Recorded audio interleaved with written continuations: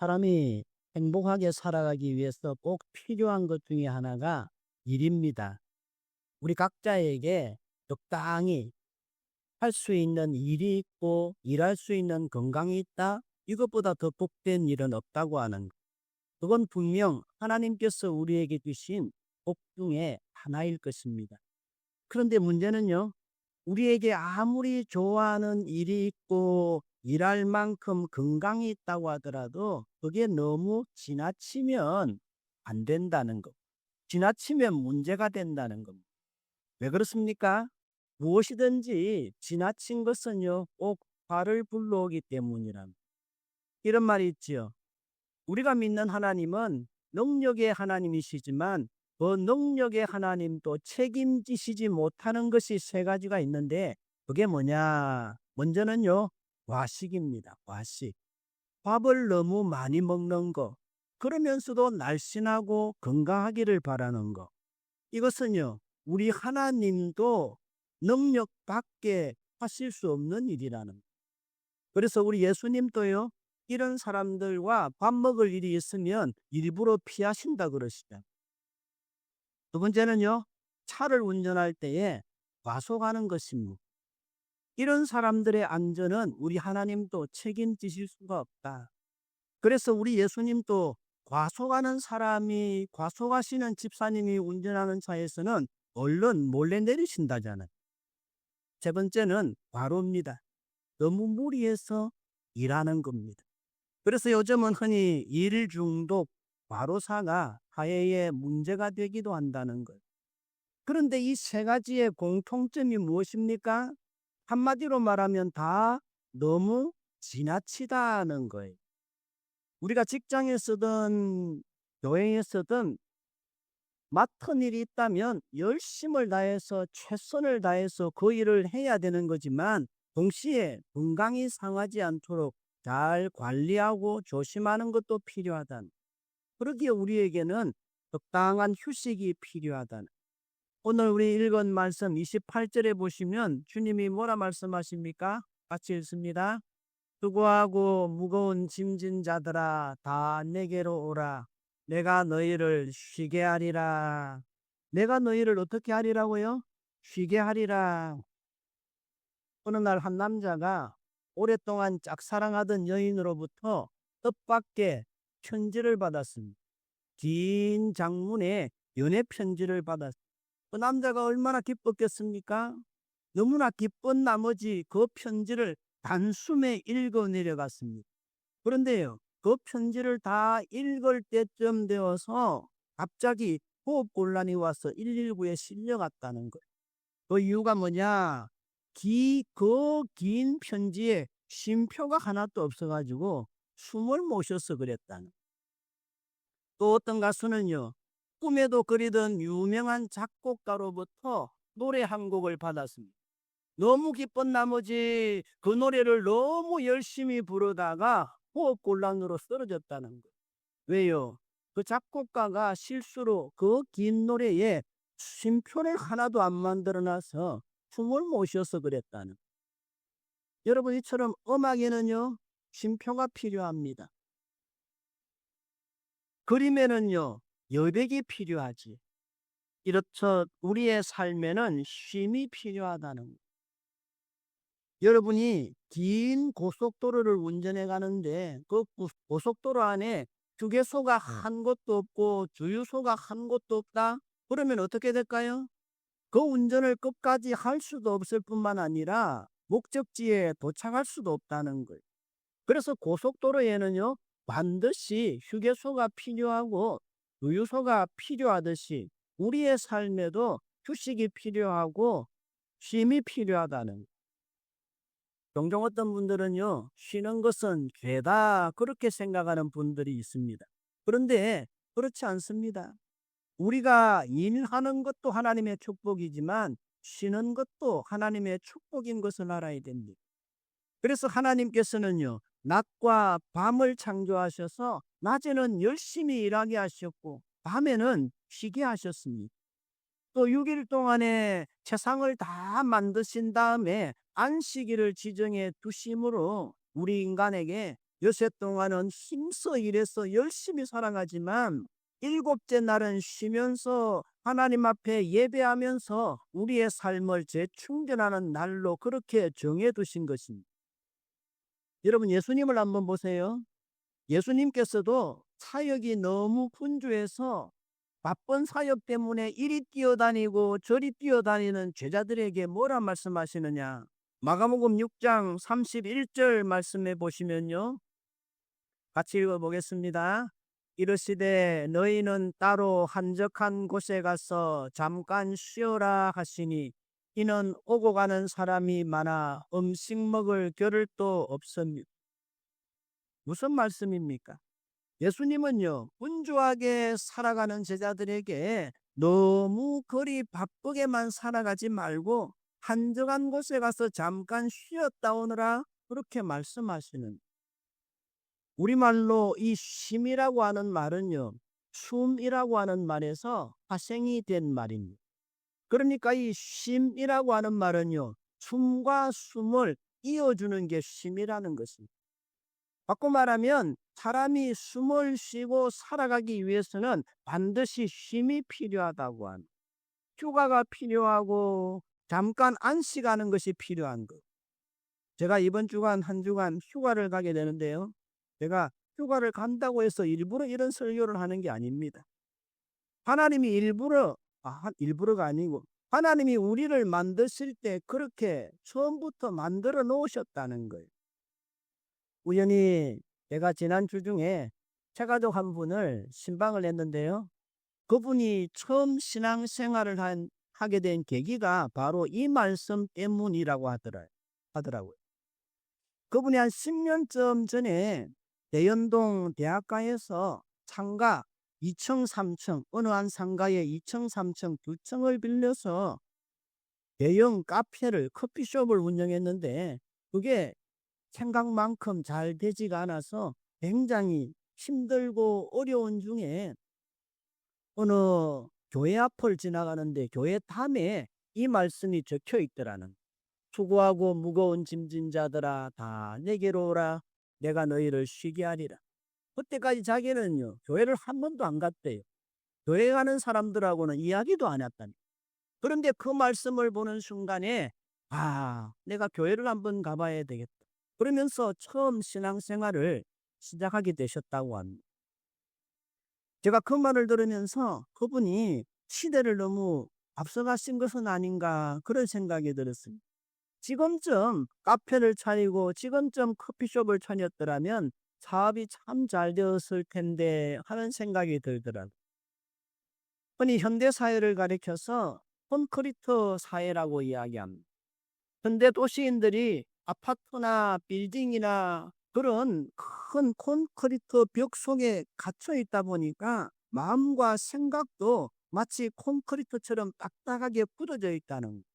그러니까 남의 말 한마디만 들어도요, 쉽게 내 마음이 깨어지기도 하고 상처를 받기도 하고 때로는 내가 다른 사람들에게 상처를 주기도 한다는 것이. 현대사회의 또 다른 특징 중에 하나는요, 스피드라고 하죠. 스피드 시대라고 하지 않습니까? 이 시대는요, 마치 느린 것은 죄라고 생각될 만큼 오직 빠른 것을 추구합니다. 드라마나 연속극을 봐도요, 진행이 너무 느리면 재미가 없습니다. 나는 이미 다음 내용을 다 아는데 계속해서 똑같은 이야기를 하고 있으면 채널을 돌리는 거예요. 좋아하는 프로그램을 바꾸는 것입니다. 한때 우리나라 최고의 지식인이었고 석학이라고 불렸던 이어령 전 장관은요, 이런 문화를 가리켜서 인스턴트 문화다 혹은 라면 문화다 그렇게 말했습니다. 여러분 마트에 한번 가보세요. 온갖 인스턴트 문화들이 얼마나 발달되어 있습니까?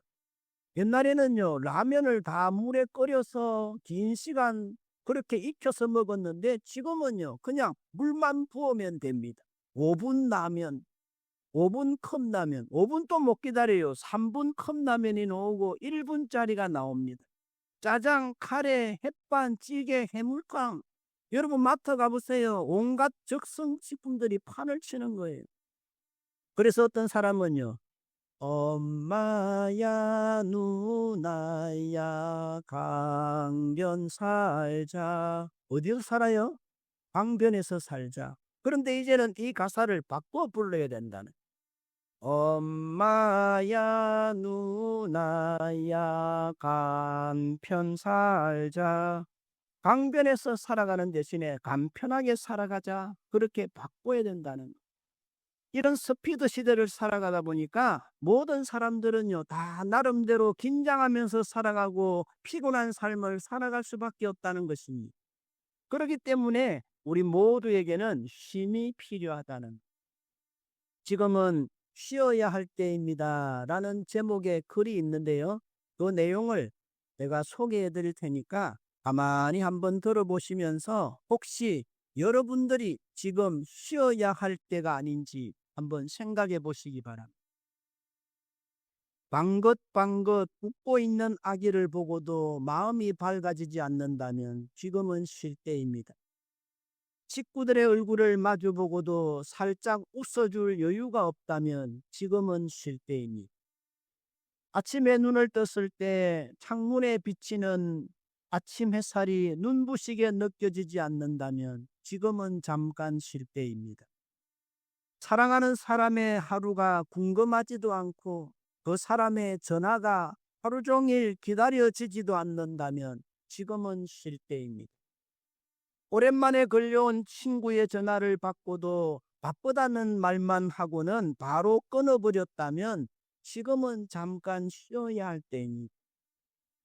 아름다운 음악을 들으면서도 노래 소리만 들릴 뿐 마음에 감동이 없다면 지금은 쉬어야 할 때입니다. 슬픈 영화를 봐도 눈물이 나오지 않고 슬픈 연속극을 보면서도 그저 야, 저 탤런트 연기 잘한다 그런 생각만 든다면 지금은 잠깐 쉬어야 될 때입니다. 오래된 사진첩을 넘기다가 반가운 얼굴을 발견하고도 그 사람의 안부가 궁금하지 않다면 지금은 쉴 때입니다. 사랑하는 사람과 헤어진 뒤 멀어져가는 그 사람의 뒷모습을 보기 위해서 한 번쯤 뒤돌아볼 여유가 없다면 지금은 쉬어야 할 때입니다. 하루를 살아도 아침과 저녁이 똑같고 맑은 날과 비 오는 날이 똑같고 산이나 바다에서 똑같은 느낌을 받는다면 지금은 쉴 때입니다. 당신은 그동안 참 많은 일을 해오셨습니다. 그러나 지금 가장 중요한 한 가지 일을 당신은 하지 않으셨습니다. 그것은 바로 잠깐 쉬는 일입니다. 라는 제목의 글입니다. 이 글을 들으면서 혹시 여러분들이 잠깐 쉬어야 할 때는 아닌지 그런 생각이 들지는 않았습니다. 사람은요, 마치 자동차와도 같습니다. 아무리 비싸고 좋은 차라도요, 브레이크가 없는 자동차는 안전을 보장할 수가 없습니다. 브레이크가 없는 자동차는요, 언젠가 한 번은 사고가 날 수밖에 없습니다. 이와 마찬가지로 우리 인생에도 브레이크가 필요합니다. 우리가 아무리 열심히 달려도 우리 인생에 브레이크가 없다면 안전하고 건강한 삶을 살아갈 수가 없는 것입니다. 그러기에 우리에게는 일도 중요하지만 쉼도 중요하다는 것입니다. 행복한 인생을 살고 건강한 인생을 살아가는 사람들은요, 열심히 일할 줄도 알지만 그만큼 잘 쉬는 법도 알고 있다는 것입니다. 옛날에는 휴가 간다 그러면요, 또 뭐 여가 시간을 가진다 그러면 다 사치스러운 것으로만 생각했습니다. 근데 지금은요, 모든 국민들이 다 나름대로 휴가를 가지고 휴가를 당연한 것으로 받아들입니다. 왜요? 이 쉼이 없이는 누구라도 건강한 삶을 살아갈 수 없다는 것을 잘 알고 있기 때문입니다. 그럼에도 불구하고 우리의 삶에 꼭 필요한 이 휴가를, 이 쉼을, 이 마음의 여유를 잘 갖지 못하는 이유가 무엇입니까? 어떤 심리학자는요, 그 이유에 대해서 이렇게 이야기했습니다. 첫 번째는 우리가 우리 스스로의 삶에 만족하지 못하는 마음, 바로 그 욕심과 탐욕의 마음 때문에 우리가 진정한 쉼을 누리질 못한다는 것. 우리는 우리가 원한다고 해서 우리가 원하는 모든 것을 다 얻을 수 없다고 하는 것을 잘 알고 있음에도 불구하고 늘 지나친 욕심을 부립니다. 이 욕심과 탐욕의 마음이 우리로 하여금 쉬지 못하게 만들고 평안을 앗아간다는 겁니다. 두 번째는요, 시기하고 질투하는 마음 때문에 잘 쉬지를 못한다는 것. 시기하고 질투하는 마음은 늘 남과 나를 비교하는 데서부터 시작되어집니다. 이런 마음이요, 늘 우리를 피곤하게 합니다. 내 스스로 생각해 보면 내가 특별히 잘난 것은 없지만 못난 것도 없는데 다른 사람과 비교를 하는 순간 괜히 뭔가 부족한 것 같은 생각이 듭니다. 나 혼자만 놓고 보면 그런 대로 만족한 삶을 살지만 어쩌다가 만난 동창이 나보다 더 잘 사는 것을 보면 괜히 배가 고파옵니다. 그래서 누구라도요, 다른 사람과 나를 비교하기 시작하면 비참한 인생이 된다, 그런 말이 있지 않습니까? 많은 사람들은요, 그런 비참한 마음을 이겨보려고 괜히 다른 사람들을 비난하고 막 깎아내립니다. 그 순간은요, 왠지 내 속이 시원해지는 것 같아요. 그런데 그것도 잠깐입니다. 왜요? 우리가 아무리 다른 사람을 깎아내려도 나보다 더 뛰어나고 잘 사는 사람들은 늘 있게 마련이기 때문입니다.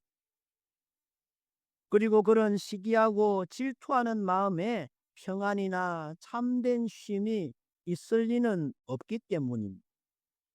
우리가 잘 쉬지 못하는 세 번째 이유는 분노 때문입니다. 순간적으로 감정을 잘 다스리지 못해서 한번 성질을 내고 혈기를 부리고 나면요, 나 자신이 몇 날 며칠씩 밤잠을 자지를 못합니다. 해가 지도록까지 분을 품고 있지 말아라는 성경 말씀을 기억하면서 화해를 하려고 해도 내 알량한 자존심 때문에 내가 먼저 손 내밀지 못하는 그 불편한 마음 때문에 잠을 이루지 못하고 쉼을 누리지 못하는 것입니다. 그런데 이 모든 것을 성경적으로 요약하면요, 한마디로 다 죄 때문이라고 하는 것. 죄는요, 하나님과의 관계가 단절된 상태를 말합니다.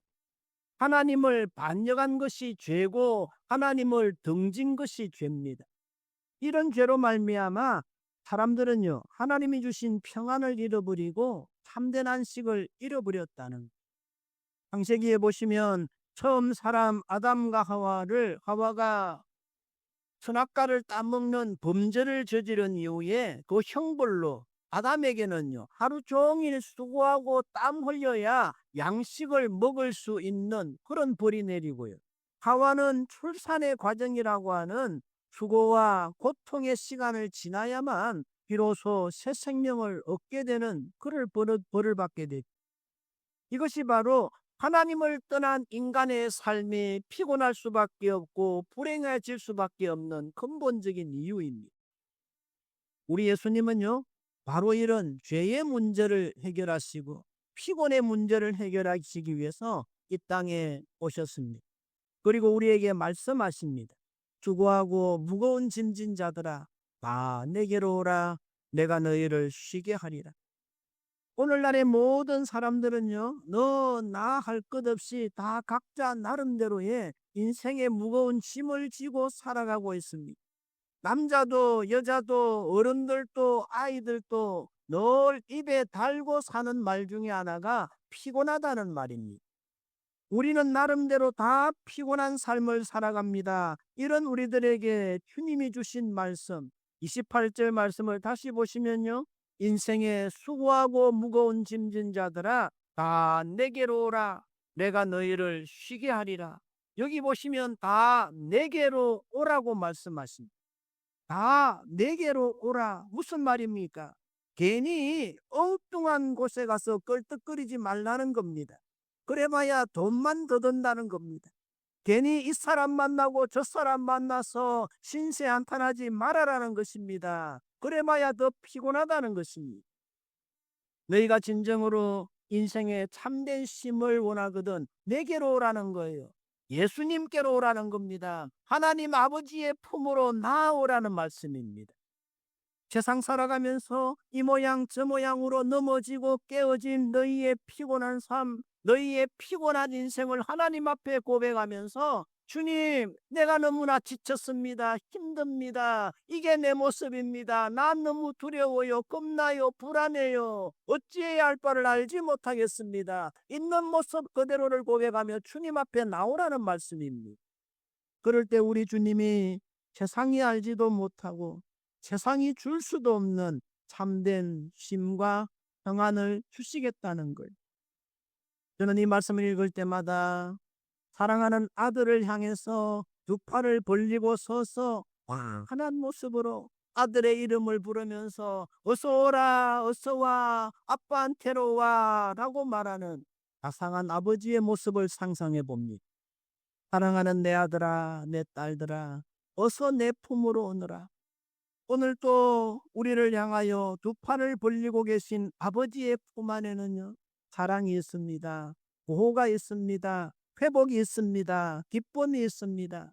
참된 평안과 쉼이 있습니다. 믿으실 수 있기를 바랍니다. 여러분, 그러면 구체적으로 어떤 사람이 인생에 수고하고 무거운 짐을 진 사람들입니까? 그들은 바로 육체적으로는 피곤하고 병약한 사람들입니다. 경제적으로는 생활고에 힘들어하는 사람들입니다. 정신적으로는 내일의 걱정과 근심에 늘 불안해하는 사람들입니다. 자녀들의 문제로 오늘 또 마음 졸이고 가슴 아파하는 사람들입니다. 오늘 또 남모를 걱정과 답답한 인생의 문제를 가지고 한숨 짓는 사람들입니다. 더 나아가서 지난날에 대한 후회와 죄책감으로 인해서 마음의 평안을 잃어버린 사람들이, 이 모든 사람들이 다 수고하고 무거운 인생에 짐진 사람들이, 바꿔 말하면요, 이 자리에 앉아있는 저와 여러분 모두가 다 어찌 보면 수고하고 무거운 짐진 자들이라는 것. 예수님은 이 모든 사람들을 향하여 다 내게로 오라, 내가 너희를 쉬게 해주겠다 말씀하십니다. 이러한 우리 주님의 초청은요, 참으로 위대한 초청이요, 우리 인생에 새로운 꿈과 희망을 주는 복된 초청이 아닐 수 없습니다. 여러분, 복음이 무엇입니까? 복음은요, 한마디로 예수 그리스도가 복음입니다. 여러분, 하나님 나라가 무엇입니까? 예수 그리스도, 그분이 바로 하나님 나라입니다. 여러분, 참된 쉼과 안식이 어디 있습니까? 오직 예수 그리스도, 그분 안에 있다라고 하는 거예요. 여러분, 오늘 우리 각자에게는 다 나름대로의 인생에 무거운 짐들이 있지만 이 무거운 짐들을 지고 나 혼자 힘들어하는 것이 아니라 오늘 또 우리를 향하여 사랑의 두 팔을 벌리시고 환한 미소로 내게로 나아오라고 초청하시는 그 주님 앞에 믿음으로 나아가면 우리에게 어떤 일이 벌어집니까? 28절 끝에 보시면요, 내가 너희를 쉬게 하리라 말씀하셨고요. 29절 끝에 보시면요, 너희 마음이 쉼을 얻으리라 말씀합니다. 그렇습니다. 우리 주님은 오늘 저와 여러분들의 무거운 인생의 짐이 무엇이든지 간에, 우리가 무슨 인생의 짐 때문에 피곤하고 힘들어하든지 간에 그 짐들을 가지고 주님 앞에 나오라 말씀하십니다. 그러면 그 짐을 내가 맡아주겠다, 대신 져주겠다 말씀하십니다. 그러기에 오늘 우리가 할 일은요, 우리가 살아가면서 어떤 상황을 만나든 늘 주님 앞에 한 걸음 한 걸음 더 가까이 나아가는 일입니다. 고달픈 인생을 살아가고 피곤한 인생을 살아가고 지치고 쓰러질 때라도 여러분, 우리에게는요, 찾아갈 곳이 있다는 거예요. 우리 인생 가운데 폐해와 절망이 찾아오고 슬픔과 눈물의 골짜기를 지나다가도 너무 두려워서 때로는 도무지 어찌할 바를 알지 못하는 그런 순간을 맞이할 때라도 여러분, 우리는 혼자가 아닙니다. 우리가 찾아갈 곳이 있고 찾아가면 편히 쉴 곳이 있다는 것. 그곳은 바로 우리 주님의 넓은 사랑의 품입니다. 오늘 우리는 지금 이 시간 모두 다 그 주님의 품 안에 나와 있습니다. 그런데 혹시 이 자리에 계신 여러분들 중에서 지금 여러분들의 몸은 우리 주님의 초청을 받아 이 자리에 나와 있음에도 불구하고 인생의 무거운 짐은, 걱정은, 근심은 여전히 여러분 자신이 지고 계시고 있는 분들은 없습니까? 우리 모든 사람들에게는 각자가 지고 가야 할 인생의 무거운 짐이 있습니다. 때로는 직장의 짐이 있고, 가정의 짐이 있고, 건강의 짐, 경제의 짐도 있습니다. 또 어떤 분들에게는요, 가족의 짐도 있습니다. 실제로 어떤 분들은요, 우리 남편이 늘 내 인생의 짐입니다. 우리 둘째가 늘 내 인생의 짐입니다. 그렇게 말하는 분들도 있습니다. 그래서 어떤 교회에서 여전도에 바자회 행사를 하면서 이런 광고를 했습니다. 각 가정에서 필요 없는 물건들을 가져와서 우리가 싸게 팔고 함께 나누는 바자회를 하도록 하겠습니다. 오실 때 여러분들의 남편들을 잊지 마시고 꼭 데려오시기 바랍니다. 그랬더니 남편들을 다 데려왔다 그러잖아요. 왜요? 귀 있는 자는 들을지어다. 여러분, 오늘 무슨 인생의 문제들, 무슨 인생의 짐들 때문에 고민하십니까? 오늘 주님 앞에 나와 예배드리는 이 순간에도 가정의 문제, 남편의 문제, 자녀의 문제, 돈의 문제, 건강의 문제, 모든 인생의 무거운 짐들을 여전히 여러분 자신이 본인 혼자 지고 힘들게 걸어가시는 분은 계시지 않으십니까? 혹시 그런 분들이 계시다면 이 시간 진정으로 여러분의 인생의 짐들을 주님께 한번 맡겨보시기를 바랍니다. 신앙은요, 내어 맡김입니다. 믿음은 내어 맡기는 것입니다. 옛날에 목욕탕에 가면요, 목욕탕 가면 목욕탕 입구에마다 뭐라고 적혀 있냐 하면요, 귀중품은 주인에게, 잃어버린 물건은 책임지지 않습니다. 주인에게 맡긴 물건은 무슨 물건이든지 주인이 책임지지만 맡기지 않은 물건에 대해서는 주인이 책임질 수 없습니다. 주인장 100 그래 놓는단 말이에요. 영적으로도 마찬가지입니다. 누구든지 믿음으로 하나님께 우리의 인생의 무거운 짐들을 맡긴 사람들만이 하나님이 책임져 주시는 거예요. 하나님이 주시는 참된 평안과 안식을 누릴 수가 있다는 말씀입니다. 간절히 바라기는 이 말씀 붙들고 이 시간 여러분의 인생의 문제들을 주님께 한번 맡겨보시고, 여러분의 인생의 꿈과 계획이 있다면 그 계획조차도, 그 미래조차도 주님을 믿고 한번 맡겨보시기를 바랍니다. 그럴 때 수고하고 무거운 인생의 짐진 자들아 다 내게로 오라, 내가 너희를 쉬게 하리라 말씀하신 주님께서 저와 여러분의 인생의 모든 짐들을 맡아주시고 참된 쉼과 평안을 허락해 주실 줄로 믿습니다. 그래서 다시금 피곤한 자리에서는 일어나게 하실 것이고, 불안과 낙심의 자리에서도 일어나게 하실 것이고, 저주와 죽음의 자리에서도 일어나게 하셔서 힘 있는 삶을 살아가게 하시고 복된 삶을 살아가게 해주실 줄로 믿습니다. 여러분, 그러면 왜 우리 주님은요, 다른 사람들은 귀찮아서 할 수만 있으면 안 맡아주려고 하는 우리 인생의 무거운 짐을 다 맡아주시겠다 말씀하십니까? 그것은 주님이 우리를 너무나 사랑하시기 때문입니다. 내 사랑하는 아들아, 내 사랑하는 딸들아, 나는 너의 있는 모습 그대로를 사랑하노라. 그러기에 나는 내가 더 이상 너 혼자 인생의 무거운 짐을 지고 힘들어하면서 홀로 지친 모습으로 걸어가는 모습을 두고 볼 수가 없구나. 그러니 그 무거운 인생의 짐을 이제는 나에게 좀 나누어 주지 않겠니? 나에게 한번 내어 맡기지 않겠니? 널 위해 졌던, 너를 사랑해서 져야만 했던 이 피 묻은 십자가 앞에 너의 인생의 모든 무거운 짐들을 좀 내려놓지 않겠니? 대신에